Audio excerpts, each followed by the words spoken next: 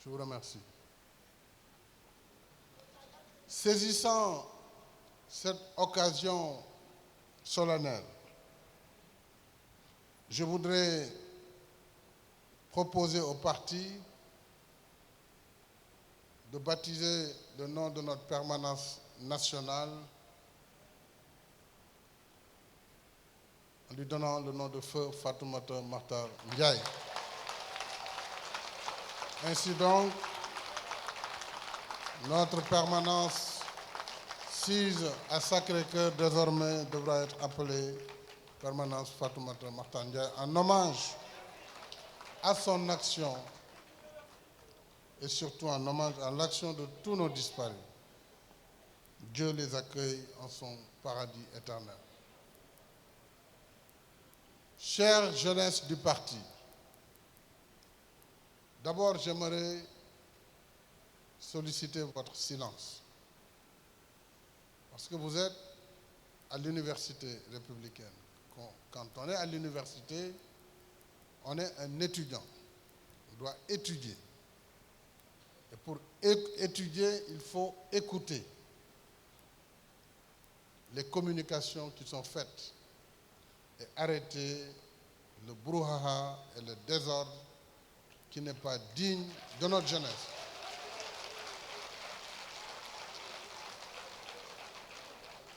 Je reviendrai avant la fin de mon allocution sur ce péril qui risque de guetter notre parti si on ne prend pas les mesures fortes pour mettre un terme à cela. Je voudrais donc, chers amis, vous dire que c'est toujours avec enthousiasme et ferveur militante que je me retrouve avec vous, jeunesse républicaine du Sénégal. De la première à la présente édition, le temps ne s'est point arrêté. Mais l'université républicaine reste à la fois pertinente, vivace et très utile pour notre jeunesse. C'est en effet une école du savoir, une école de l'expérience partagée. C'est par le brassage des jeunes de toutes les régions du pays et des jeunes de la diaspora, une école de l'unité et de la solidarité, une école de la fraternité. Et c'est une école républicaine. Je vous exhorte, chers camarades jeunes du parti, à persévérer dans cette voie. C'est la seule voie salutaire pour conforter l'espoir et la confiance que j'ai en vous pour poursuivre demain les combats communs contre les inégalités et les injustices. Vous le savez, et c'est tout le sens de mon combat politique. J'ai toujours pensé que la politique, la vraie politique, est d'abord la recherche et la mise en œuvre de solutions aux attentes des populations. C'est avoir le souci constant de leur bien-être, le bien-être des jeunes, celui des femmes, des agriculteurs, des éleveurs, des pêcheurs, des ouvriers, des cadres et des fonctionnaires. Cette vision de la politique est le fruit d'une expérience de contact permanent avec le Sénégal des profondeurs pour tâter au quotidien le pouls de ceux qui travaillent, le pouls de ceux qui se battent et espèrent, et de ceux qui, malgré les duretés de la vie, s'engagent pour s'en sortir. Notre combat républicain, c'est d'abord un engagement pour offrir les mêmes chances et opportunités à tous les Sénégalais, à toutes les Sénégalaises, pour leur permettre de mettre à profit leurs talents et leurs projets pour vivre dignement et décemment. C'est pourquoi je salue l'œuvre de nos artistes et l'œuvre de nos comédiens en particulier, dans la contribution de l'éveil aux consciences. Et ils se battent très durement, non seulement pour participer dans cette élévation des consciences citoyennes, mais ils se battent aussi dignement pour s'en sortir et gagner honnêtement leur vie. Je voudrais saluer vos actions. Aller à l'école, trouver du travail, se nourrir, se loger, se soigner et avoir accès à des loisirs, voilà à quoi aspire tout bon citoyen. Et c'est en donnant vie à ces aspirations légitimes que la politique, celle que nous avons fondée sur le socle des valeurs de la République, trouve tout son sens.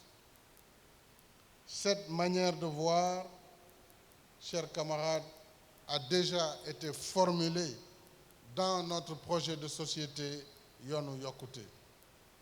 Je vous invite souvent à retourner, à avoir une lecture rétrospective de nos écrits.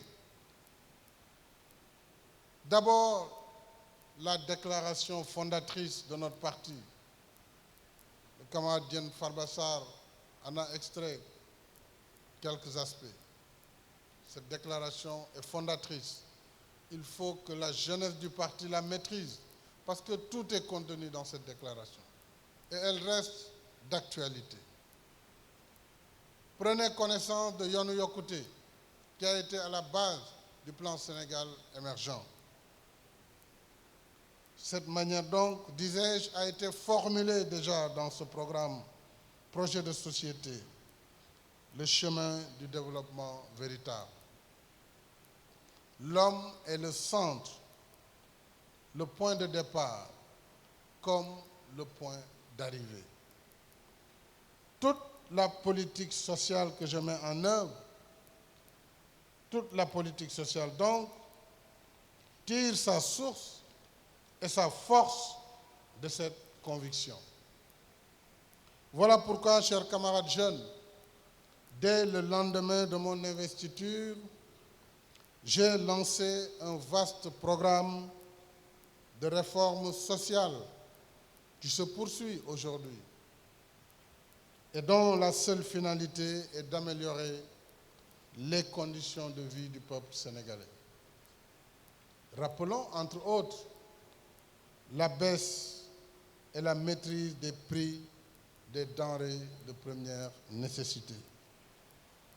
Rappelons aussi la revalorisation des pensions de retraite de 20%, la baisse de l'impôt sur les salaires, la baisse du coût du loyer, la couverture maladie universelle avec toutes les politiques de gratuité qui l'accompagnent, la carte d'égalité des chances, le programme national des bourses de sécurité familiale, une politique hardie du logement social et bientôt la baisse sur le prix de l'électricité, monsieur le directeur général. Je ne l'oublie pas. C'est dans la même optique, chers camarades, que j'ai lancé des programmes audacieux dont l'impact est immédiat sur le vécu des populations. Puisque atteindre 2035, il faut du temps. Nous allons travailler durement pour restructurer notre économie.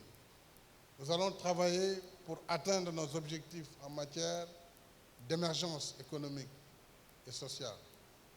Mais avant d'atteindre ces objectifs, nous avons des urgences à régler.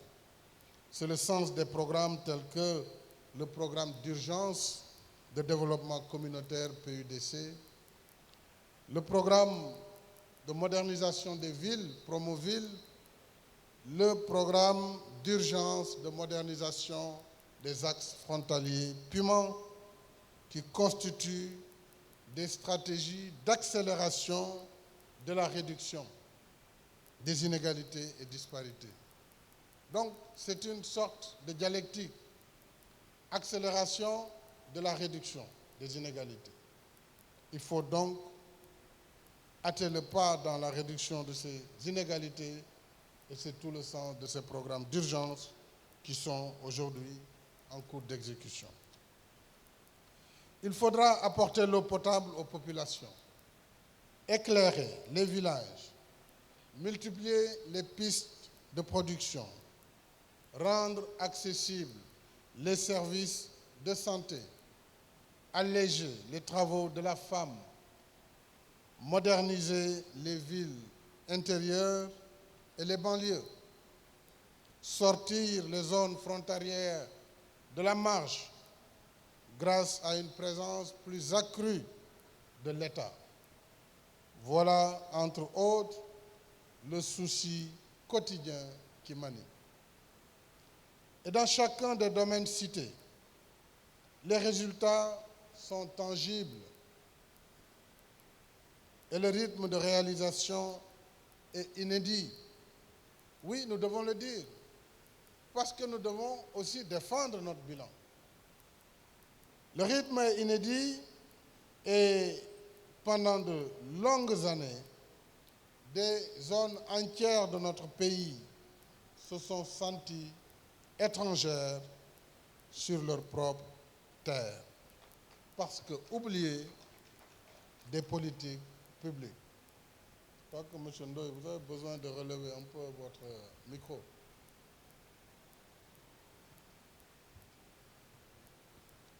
Si nous voulons, chers camarades, réussir cette grande bataille contre les inégalités, les disparités et les injustices, si nous voulons gagner le combat républicain éminemment juste et cohérent avec les aspirations de notre peuple, nous devons bâtir les bases d'une économie plus dynamique, une économie forte, résiliente, ouverte et créatrice de richesses. Il nous faut, en d'autres termes, transformer les bases structurelles de notre économie. C'est l'axe premier du plan Sénégal émergent. La politique d'équité sociale, telle que nous l'entreprenons depuis 2012, ne peut être durable si elle ne s'adosse pas à une économie performante. Il faut donc produire la richesse avant de la redistribuer. C'est donc bien à propos que le thème de votre université, 5e édition, porte sur l'an 2 du plan Sénégal émergent, bilan et perspectives. Je suis sûr que les communications des ministres et des hauts responsables qui vont suivre vont vous expliquer dans le détail les tenants et les aboutissants de la formulation de cette politique d'émergence, mais aussi les résultats de la mise en œuvre en seulement 2 années. Chers jeunes, comme vous le savez, le plan Sénégal émergent est le cadre de référence des politiques publiques dont l'ambition est de construire un Sénégal émergent en 2035 avec une société solidaire dans un état de droit. Le plan Sénégal émergent est le résultat d'un travail de qualité, effectué d'abord par des Sénégalais engagés et compétents, fonctionnaires et cadres du secteur privé comme du secteur public, cadres de la diaspora, engagés au service de leur pays, soucieux d'apporter une contribution dans la bataille du développement. Plus de 8 documents ont été exploités comme socle, avec comme socle, je l'ai rappelé tantôt, le programme Yoonu Yokkute, mais aussi sur la base de notre principe d'ouverture, avec les programmes de plusieurs candidats à l'élection présidentielle de 2012, tout cela a été mis à profit, tout comme les conclusions des assises nationales ainsi que les documents de politique économique et sociale. Le PSE, c'est donc le condensé de tout cela qui a donné une seule politique qui est celle que nous avons définie et qui est celle qui est appliquée aujourd'hui au Sénégal. J'ai voulu en effet que le PSE reflète, dans la mesure du possible, les attentes de notre peuple, tout en prenant en compte un environnement international profondément marqué par la mondialisation. Et le PSE repose sur 3 grandes orientations stratégiques qui sont liées et solidaires. La première reste la transformation structurelle des bases de l'économie sénégalaise. En effet, pendant longtemps, nous avons géré une économie peu performante, inapte à créer le maximum de richesses et d'opportunités d'emploi pour les jeunes en s'inscrivant dans une croissance durable. Et pour relever